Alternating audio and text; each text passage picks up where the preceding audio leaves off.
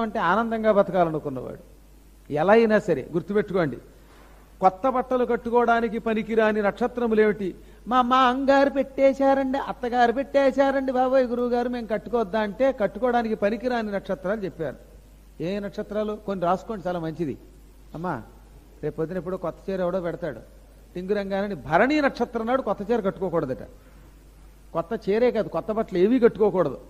ఎందుకంటే దిక్మాల అనుమానాలు. ఈ పురాణం ఒకప్పుడు నా దగ్గర ఒకడు ఉన్నాడు, ఏమంటే కొత్త బట్టలు అంటే మీరు చీర చెప్పారు, జాకెట్ గురించి చెప్పలేదండి, లేకపోతేనేమో ఎన్ని పిచ్చ ప్రశ్నలు నా ప్రాణం తీయకపోతే నిజంగా అనుమానం అడుగుతారో లేకపోతే కావాలని దొరికాని అడుగుతారో తెలియదు. వాడు ప్యాంటు షర్టు కొత్త వేసుకోవద్దు బాబు అన్నంట, లుంగి వేసుకోవచ్చండి, డ్రాయర్ వేసుకోవచ్చండి, బనీన్ వేసుకోవచ్చండి అంటే కొత్త బట్టలు ఏవీ వేసుకోవద్దు అంటున్నాడు ఆయన. అది ఏదైనా ఒకసారి గోచీకొట్టు కూడా ముష్టాడు గోచీకొట్టు వేసుకుంటాడు కొత్తది కొనుక్కుని, ఏం చేస్తాం, అది కూడా పనికిరాదు. అవి ఏ ఏ నక్షత్రాల్లో పనికిరావో భరణి, ఆర్ద్ర, మఖ, ఆశ్లేష, కృత్తిక, పొబ్బ ఈ నక్షత్రాల్లోట జీవించాలనుకున్న వాడెవడు నూతన వస్త్రధారణం చెయ్యడు అని చెప్పాడండి. అయ్యత ఎంత అద్భుతంగా చెప్పాడు. జిజీవిషుర్న కుర్వీత వస్త్రప్రావరణం నరహ. నువ్వు సుఖంగా బతకాలనుకుంటే లేదా నిజంగా నూరేళ్ళు అంటే ఆ ఉన్న ఆయుర్దాయం అంతా బతకాలనుకుంటే నూతన వస్త్రధారణ చెయ్యకు.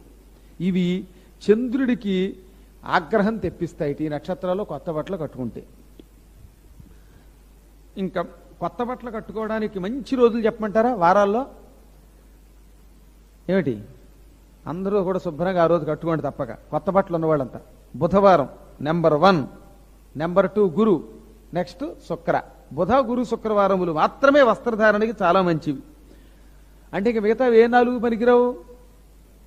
శనివారం పనికిరాదు, ఆదివారం పనికిరాదు, సోమవారం పనికిరాదు, మంగళవారం. వరుసగా శనివారం నుంచి మంగళవారం వరకు ఈ 4 రోజులు కొత్త బట్టలు కట్టుకోకండి. అయ్యి బాబు కొంపలిపోయింది బాబు, దీపావళి మంగళవారం వచ్చింది, దీపావళి మంగళవారం వచ్చింది, కొంప తీసేసారి ఆదివారం వచ్చింది. మరి మా బట్టల సంగతి ఏమిటండి అంటే దానికి టెక్నిక్ చెప్పారు. ఏమండోయ్ మనవరాలు గారు వినండి కొంచెం జాగ్రత్తగా, రేపు పొద్దున అవసరం అవుతాయి.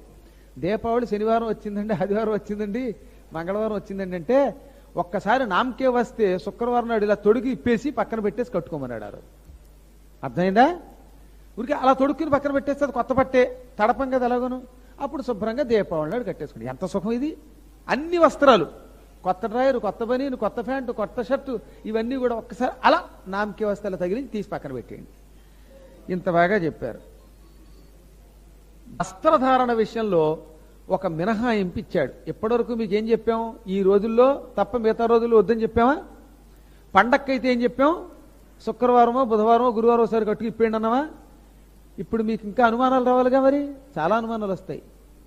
మంగళవారం నాడు మా అమ్మాయికి పెళ్లి చేస్తున్నామండి, పెళ్లి ముహూర్తం రాత్రి 9ంటికి, అప్పుడేం చెయ్యాలి అంటే పెళ్లికి ఉపనయనమునకు నూతన వస్త్రధారణకి ఈ నియమం లేదు అన్నాడు.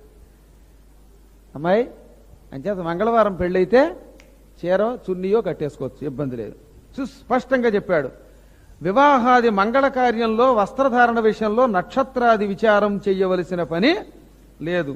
ఆ శ్లోకం చెప్పమంటారా?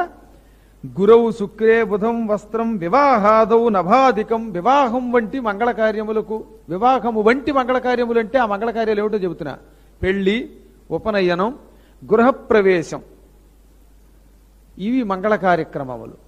ఈ మంగళ కార్యక్రమాలలోనూ అలాగే ఆడపిల్లలకి ఈ రజస్వలానంతరం బట్టలు పెట్టి చేసేటటువంటి పేరంటాలు, ఇటువంటి వాటికి శ్రావణ మంగళవారం వస్తే అది కూడా శుభకార్యమేట. శ్రావణ మంగళవారం నాడు కొత్త బట్టలు కట్టుకునే ఆనవాయితీ ఉంది కొందరికి. అటువంటి వాటికి మాత్రం ఈ నక్షత్రము వారము పట్టింపు లేదు. తక్కిన వాళ్ళ మాత్రం ఇంకా ఇలాగే చూసుకోవాలి. దీపావళి